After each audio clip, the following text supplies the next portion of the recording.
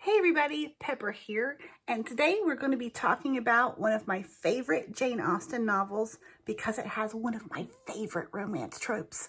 Come along and join me.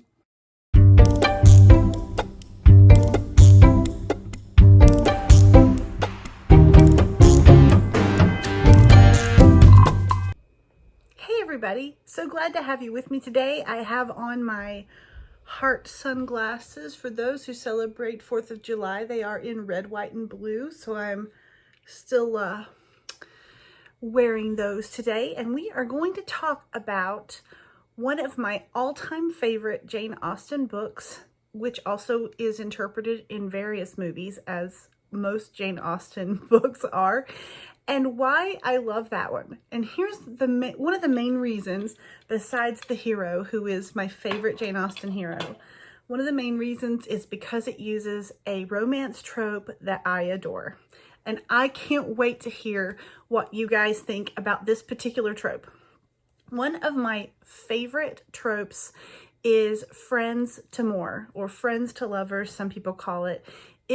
I have always loved it. I love the whole, Gilbert and Anne thing. I love that dynamic of watching two friends realize there's more going on than just friendship, and it's my favorite.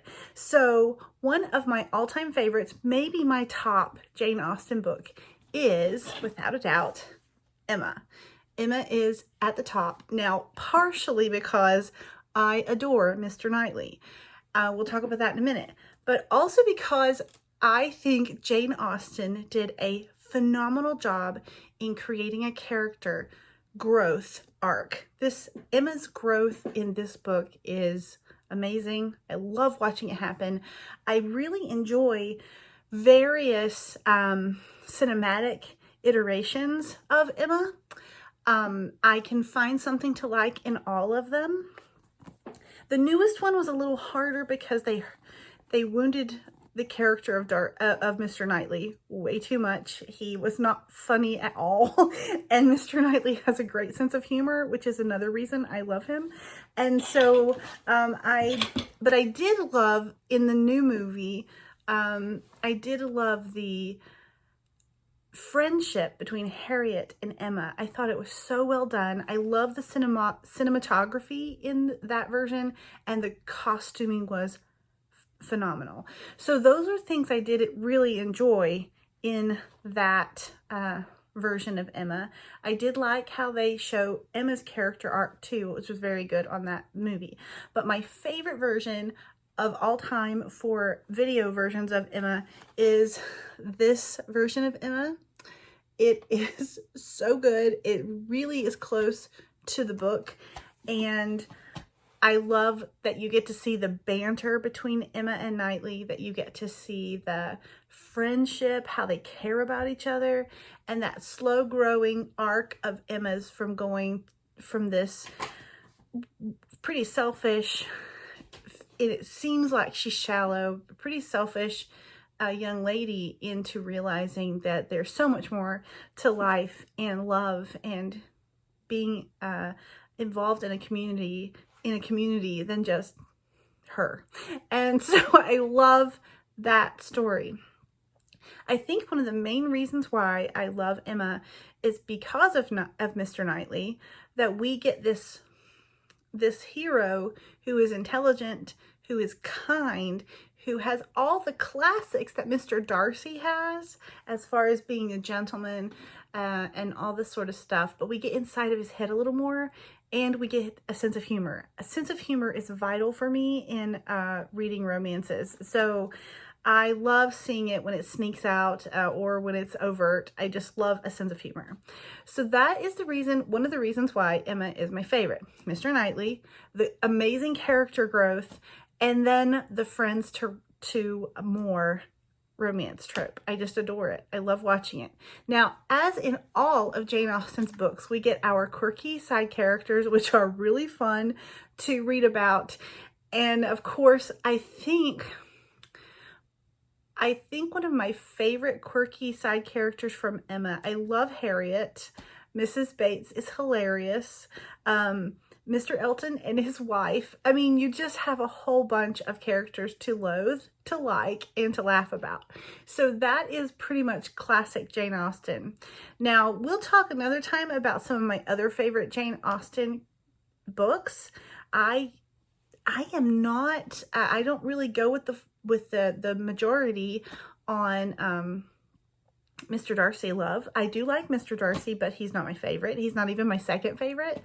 I love Pride and Prejudice because of the amazing story that it is. I like Lizzie Bennet. I like the characters, how wonderfully Jane Austen played them up. But I love Jane Austen's work because it really helped. For me, I see it as one of the first romantic comedies ever written. Her books were some of the first romantic comedies. And that helps me because I love writing romantic comedy. I love putting humor in stories. And even if you guys read some of my historicals, some of them that are a little more dramatic, you'll always find that I slide in some humor here and there because I love to laugh, to quote Mary Poppins. So, that is what it is for me about Emma. I would love to hear if you guys have a favorite Jane Austen book and a favorite Jane Austen character. But my big question I want you to answer is, what is one of your favorite romance tropes? I would love to hear what one of your favorite romance tropes is. Before I get off of here, though, I want to share with you two things that I love about Emma. This is a candle that I purchased once, which is a quote that has a quote on it from the book Emma. If I loved you less, I might be able to talk about it more. Mr. Knightley says that to Emma when he's declaring his love for her. And I wanted to let you guys know, if you are looking for a modern day romance to read based on one of Jane Austen's books for Jane Austen July, I have a book called A Match for Emma. It's set in the Blue Ridge Mountains. It's kind of like reading a Hallmark movie with a little bit more bite to it than a Hallmark movie.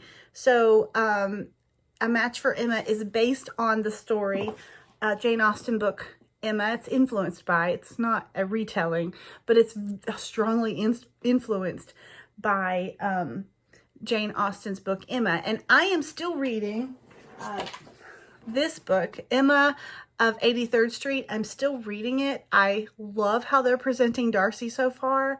I'm not very far into it.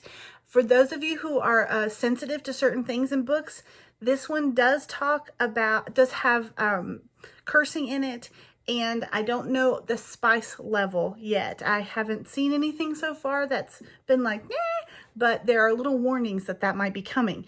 So I'll let you guys know more about it when I finish reading it. It is an Emma day. So I would love to hear, again, the answer to the question is, what is one of your favorite tropes, romantic tropes that you like to read about? Mine, one of the very top ones, is Friends to More.